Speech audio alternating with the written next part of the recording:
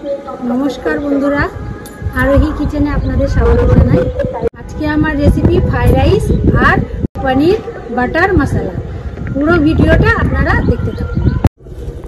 उनुनटा धरिए नियेछि, हाঁড়িটা बसिए দিব फ्राइड राइसेर जन्य। हाঁড়ির মধ্যে আমি জল দিয়ে দিব। চালটাকে আমি ধুয়ে আধ ঘন্টা ভিজিয়ে রেখেছি। জলটাকে আমি ফুটিয়ে নিয়েছি। এবার চালটাকে আমি ছেড়ে দিব জলের মধ্যে। জলটা ফুটিয়ে নিলে অনেক সময় ভাত করতে গেলে ভাতগুলো ভেঙে যায়।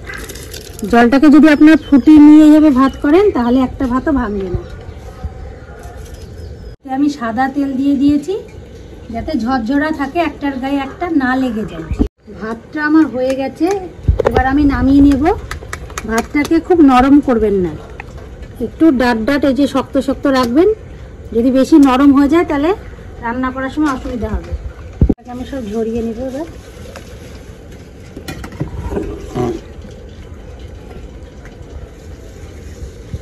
আমি বিনসগুলো দিয়ে দিব তেলের মধ্যে। আমি বিনসের মধ্যে একটু লবণ দিয়ে দিব ভাজার জন্য। আমি হালকা ভেজে নিয়েছি। ক্যাপসিকামটা ভেজে নেব।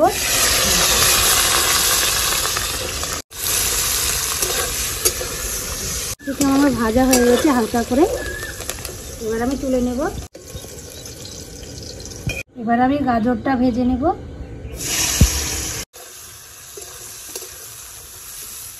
গাজরের মধ্যে আমি একটু লবণ দিয়ে দিব। গাজরটাও ভাজা হয়ে গেছে হালকা হালকা করে, তুলে নেব। এবার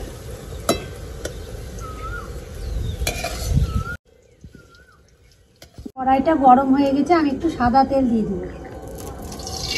আমি ঘি দিয়ে দিব তেলের মধ্যে কিছুটা। লবঙ্গ, এলাচ, দারচিনি দিয়ে দিব। এর মধ্যে গোটা তেজপাতাও দিয়ে দিব। আমি ভালো মতো ঝরিয়ে নিয়েছি। এবার ভাতগুলো আমি কড়াইয়ের মধ্যে দিয়ে দিব। আমি ভেজে রাখা সব সবজিগুলো এবার দিয়ে দিব। আমি সব সবজিগুলো যেহেতু লবণ দিয়ে ভেজেছি, ফ্রাইড রাইসের সময় এবার স্বাদ অনুযায়ী আপনারা বুঝে লবণ দেবেন।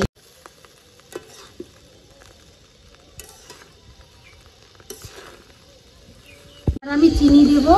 আপনারা যে যেরকম মিষ্টি খেতে পছন্দ করেন সেই অনুযায়ী চিনি দেবেন।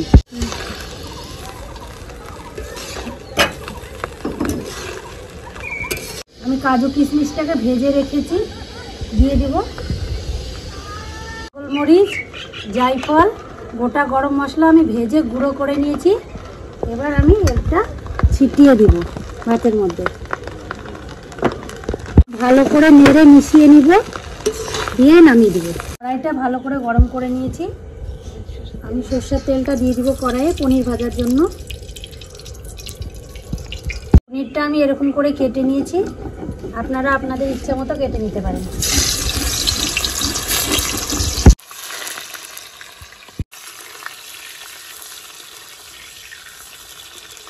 ভাজার সময় আমি অল্প সামান্য লবণ দিয়ে দিব পনিরের মধ্যে।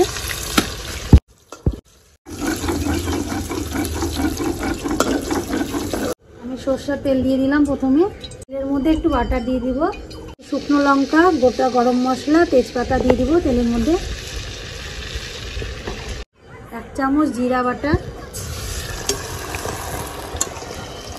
1 চামচ লঙ্কা বাটা,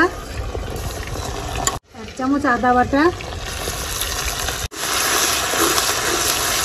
2 চামচ আমি কাজু বাটা দিয়ে দিব। পোস্ত আর মগজ একসাথে বেটে রেখেছি, দিয়ে দিব। কাঁচা লঙ্কা চিড়ে রেখেছি, দিয়ে দিব। টমেটো কুচি করে নিয়েছি, দিয়ে দিব। মতো লবণ দেবেন। আমি 1 চামচ চিনি নিয়ে নিয়েছি, দিয়ে দিব। এগুলোকে আমি ভালোভাবে কষিয়ে নিব যাতে কাঁচা গন্ধ না করে।